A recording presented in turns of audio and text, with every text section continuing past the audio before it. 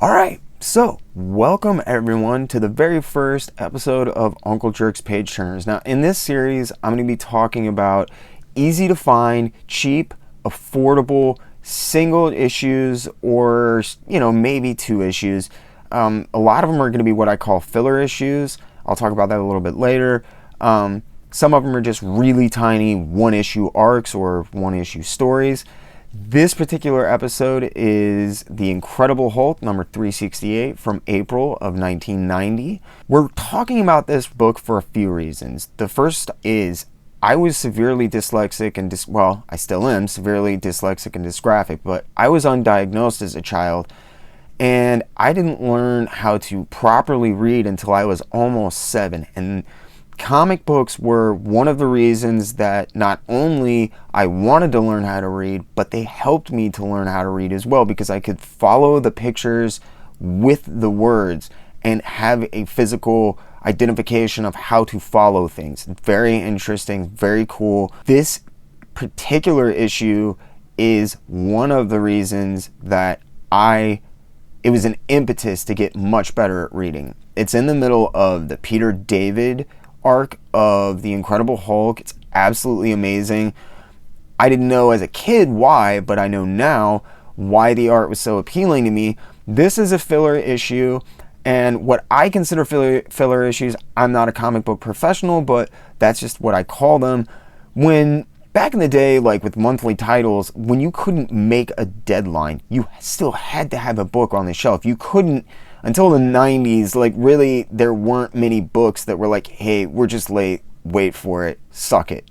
And you had to have a book out. So if somebody couldn't meet the deadline, you called up, usually an artist, couldn't make a deadline, and you're like, hey, we got 2 weeks, need a book. And they're like, okay, bang, and you got it. So this issue, they called Sam Kieth. Now, Sam Kieth would go on to be one of my favorite writers, and coincidentally, his character, the Max, which is one of my favorite comic books ever, is the first ever dyslexic superhero, which was just absolutely mind-blowing to me as a freaking kid. So, let's flip through this.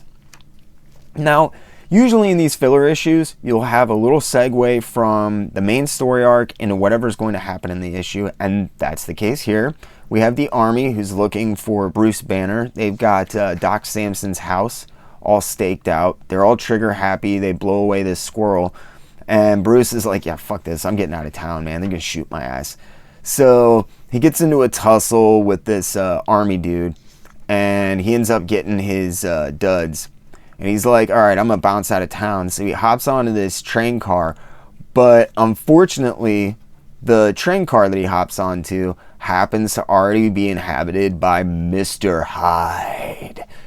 If you don't know anything about the Marvel Comics character Mr. Hyde, that's cool. You don't really need to. I don't like Mr. Hyde.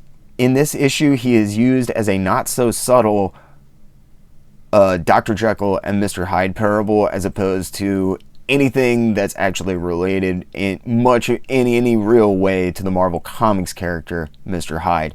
Now, one of the cool things about Peter David is how much narration and dialogue he has in his comics. It's really cool to see how wordy he gets, because he sets up a lot, he sets mood very well, and his characters are well fleshed out and well defined for a number of reasons, but that being one of the main ones. However, if you don't have a top-notch, very aware artist, tends to choke out the art. Sam Kieth was very early on in his professional comics career, as we're going to see with his anatomy and stuff here. But even at this early point, Sam Kieth does an amazing job of accommodating all of this wonderful dialogue by Hyde and Banner here, with these wonderful sparse backgrounds. And if you know anything about Sam Kieth, it probably took a lot for him to pull back. He's working on a tight schedule. You can tell some stuff is rushed. It's a little bit off. You can also tell he's playing it pretty safe. If we look at the page layouts, the panel layouts for these pages as we go back, they're pretty conservative. If you know anything about Sam Kieth, that's one of the first things that he really starts toying with and breaking in his comic books. And if we look at this, it's really just it's pretty plain Jane. It's pretty Marvel. It's early 90s. It's not, 70s. We've got some cool stuff. It's not 9-panel or anything. And there's nothing wrong with 9-panel. I don't mean that.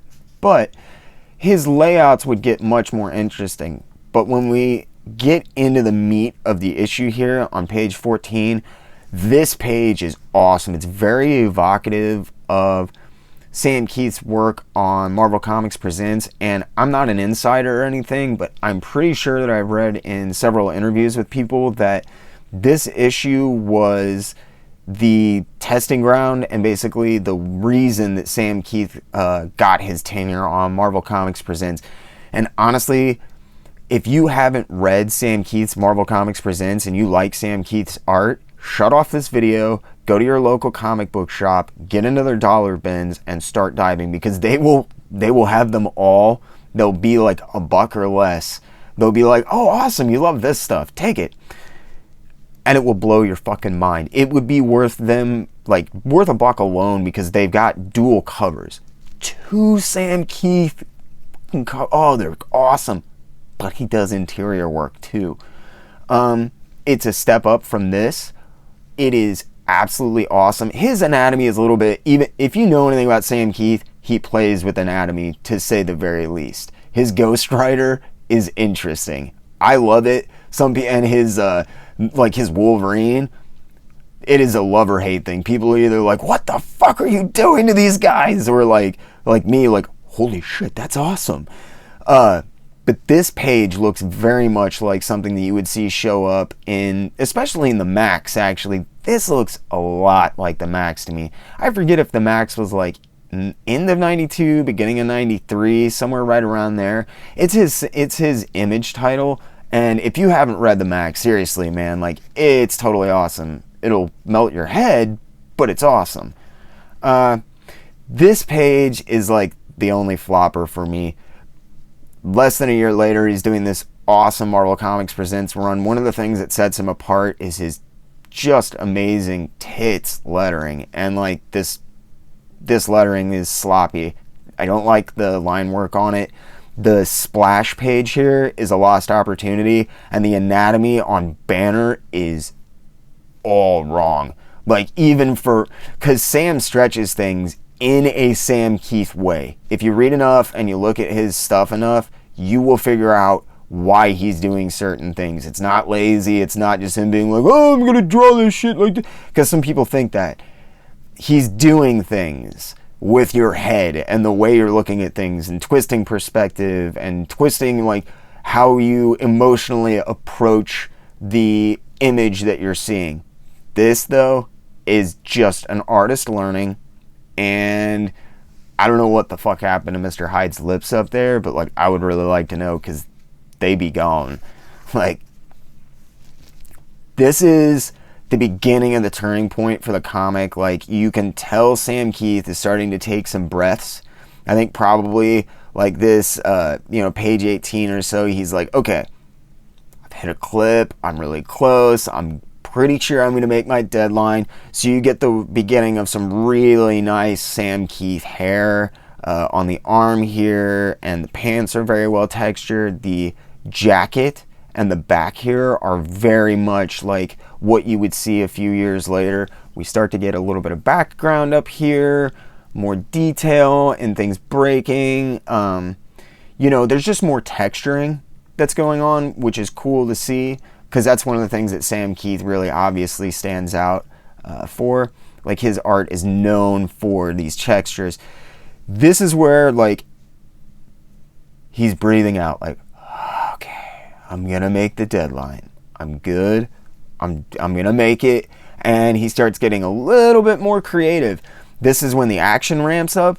And Sam Kieth is basically, like, I think, all but bowed out of like spandex superhero books at this point, and a lot of like actual artists that want to go off and do fine art do that, and I know Sam has done that. But it's kind of sad, because usually like the Hulk is a character that's capable of leveling a building. Same with Hyde, with like punching, and normally you have to have a building to level to show the power of those punches.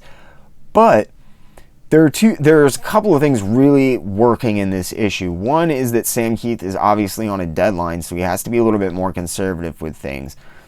Two, Sam Kieth's brain keeps fighting this. So you get these cool like breaks in panel, but only during the big action scenes.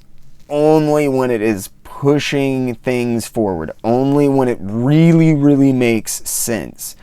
If you look at this page, one of the things that makes Sam Kieth so interesting to look at, and some people don't know this, he uses everything from like markers to pens to brushes and razor blades and, you know, throwing ink. Like, Kieth is a multimedia guy, and he uses a lot of different methods to create his lines, and that creates a lot of very line depths and just cool line variation.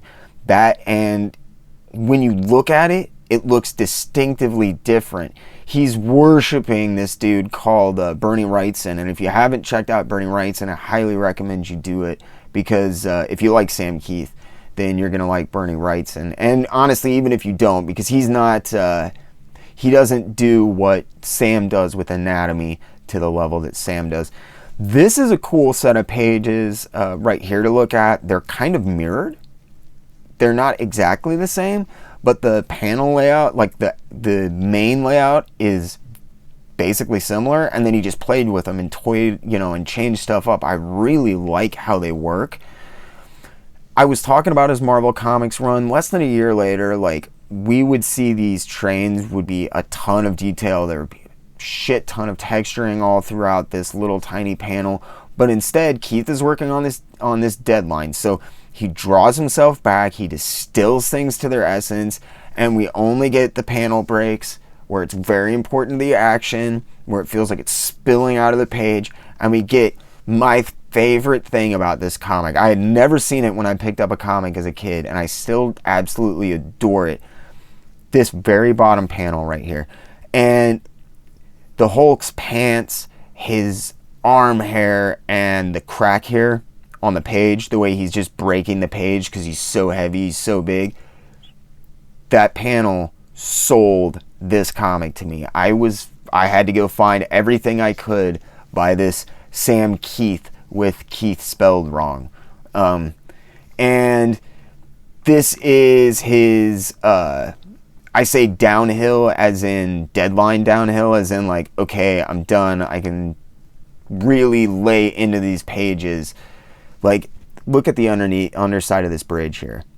This and all the texturing along these, along this brick and stuff.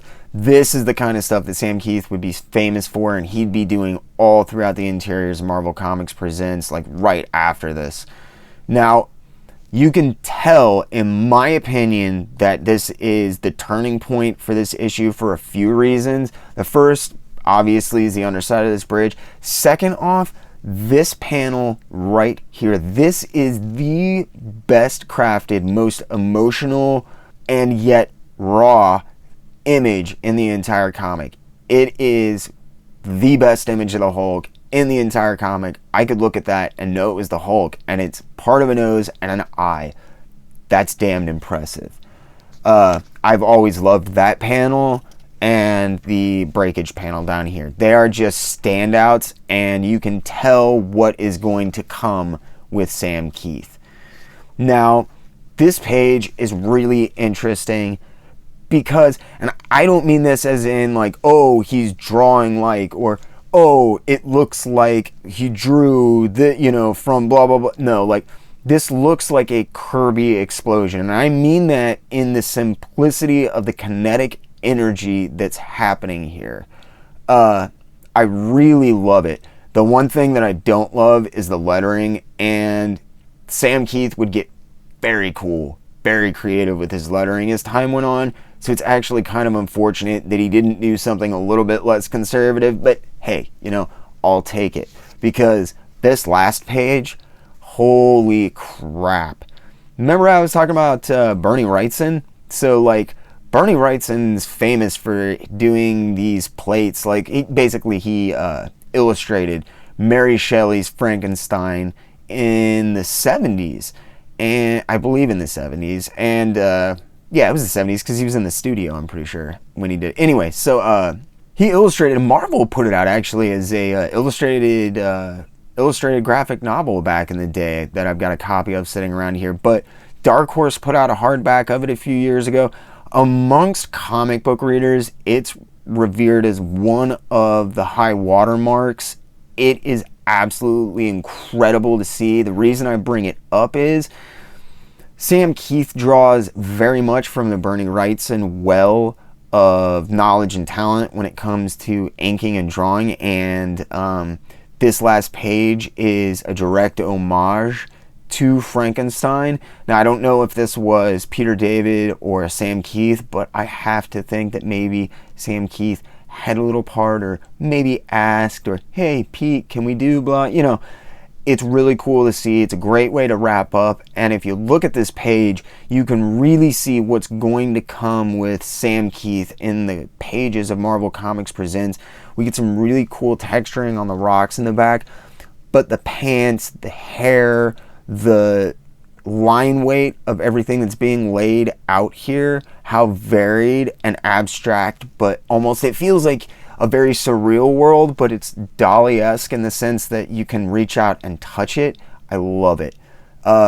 This comic is extremely important to me for a few reasons, but I think that this comic can be enjoyed by just about anyone. It's a one and done. It's wonderfully written by Peter David. I didn't talk too much about the story, but I don't want to ruin that for you. I want you to go out and get this comic. I want you to read it, and I want you to enjoy it. When you pick it up, make sure you get in the comment section below and let me know what you thought. If you did like it, let me know why. If you didn't like it, let me know why. The cool thing about these filler issues is they kind of exist in a vacuum. They're not part of the big story arcs. They usually don't have the big writers or the big artists on them. So they're not subject to hype, and you have to form your own subjective conclusions and ideas and tastes and likes and dislikes about these books, so they can be very personal, and I think that's cool. If you have any filler issues or kind of like one and dones that you think are cool, stick it in the comment section below. I would love to check them out. I'm always looking for recommendations, and if I think it's cool and it'll fit, man, I'll make an episode out of it, stick it up on the channel for everybody to check out. But either way, thanks so much for watching. I hope you guys enjoyed. Make sure you hit that like button. Make sure you hit the subscribe button. Keep up with me. I'm going to be dropping lots of weekly content. Going to have more of these cheap page turner stuff that you can find, check out, and enjoy. And thanks so much for tuning in. I know I always say it, but it's because if we don't, they'll go away. Keep reading comics.